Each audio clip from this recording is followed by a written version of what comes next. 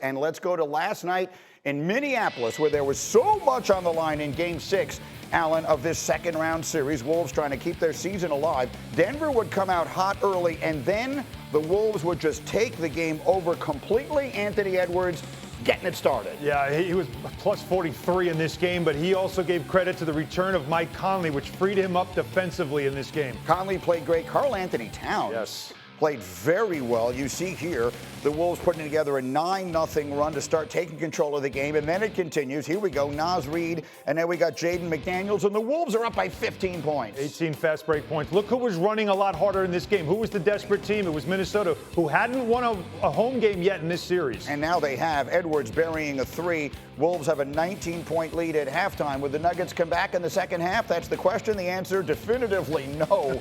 Here we go on the defensive end. Anthony, watch this move. Oh, right there. Oh, my goodness. Anthony Edwards with the nasty fake and the flush, and the Wolves are up by 24 points, and it would continue. The lead would go as many as 50. Now, here was the only bad moment for Anthony Edwards and the Wolves. Down he goes. Please don't let him be hurt. Good thing to be 22 years old and be able to recover, and that was certainly a moment where you held your breath because he has been so spectacular. He has been breathtaking. But that moment certainly was one where the Timberwolves and their fans held their breath. The good news, he would not miss a moment of game action. He seemed fine, knocks down a three here. He would score 27. Again, the Wolves would win by 45 points. And Anthony Edwards would let the fans know what's coming up. It's Sunday in Denver. It'll be Game 7. So, to the MVP, what exactly happened here?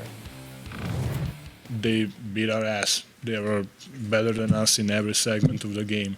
And we need to accept it, take it, and just try to be better next time. Did you really tell the locker room staffer in Denver you were going to be back for Hell Game yeah. They know I was in there. Yeah, I told them. I said, I'll see y'all for Game 7. Yeah. And they will, and that will be coming up on Sunday. Legler, I'm trying to make sense of these NBA playoffs, and I just can't. If you had told me Minnesota was going to win this game, you would not have surprised me. I actually picked them. If you had told me they were going to be winning by 50 points in the second half, I would not have taken that bet. How do you explain it? Impossible to explain, and nobody here can explain this, right? Again, what you just said, I would agree with. No one is shocked that Minnesota won the game. They hadn't won a home game yet in this series. They're the #1 defensive team in the league. They've got a young superstar player, so you would think, yeah, they can get a game at home, but you would have thought the way Denver operated offensively in the last 3 games, Minnesota would have had to win this game late in a one-possession game where they made the plays and Denver didn't, and no one would have been surprised by that, getting it back to Denver for a Game 7. Instead, we got what we saw last night, and it was incredible to me, the reversal, because I've said repeatedly, Greeny, I don't recall a bigger 180-degree turn than I saw from Game 2 in this series when Minnesota dominated them like this to Games 3, 4, and 5. I just don't recall a team looking that inept, offensively flipping it around the way Denver did. And I'll say the same thing about this reversal. What I just saw in 3, 4, and 5 is a 180-degree turn now in Game 6. So nobody could say they honestly expected Minnesota to put it on them to that extent last night. At the end of the day, we're where I thought they would be at the beginning of the series, but not in this manner, which is a Game 7 in Denver. That's what I picked before the series started, and here we are, but I never expected this kind of ride to get there. Yeah, they've taken the road less traveled to get exactly where we expected them to be, which is Game 7 between these two bizarrely evenly matched teams, which it'll be Sunday. It'll either be in the afternoon or the night on Sunday for Game 7, depending upon what happens with Knicks-Pacers tonight. So, Monica, because of the sort of our time got compressed a little bit from what we were expecting due to the events down south, let's go directly to Game 7 in a series that has been impossible to predict. What do you expect? Who has the advantage going into that game? Denver's at home. Minnesota's riding this hot night. Who do you give the edge to?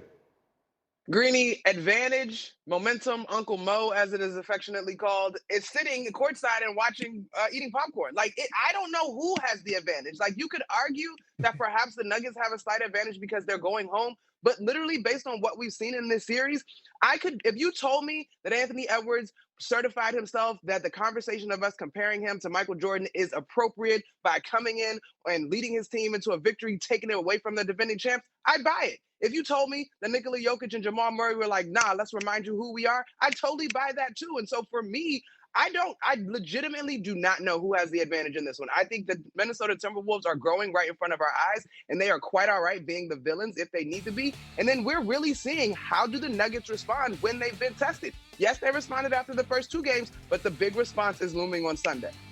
Hahn, I always love people who are in here who start out as sports writers because in your notes this morning, I thought you perfectly defined what is at stake on both sides for Jokic and for Edwards on Sunday in Game 7. Absolutely legacy game, Greeny, and that's exactly what you're setting up for. And that's what Anthony Edwards earned himself with this Game 6 win. And I love that Anthony Edwards gave credit to teammates. Mike Conley coming back, that helped me. Talking about in the locker room, he talked about Karl-Anthony Towns, and he talked about the impact that he had because they made a great defensive switch, and they did what the Lakers did. Instead of Gobert guarding Jokic, he had Gobert off him, and Karl-Anthony Towns was guarding him.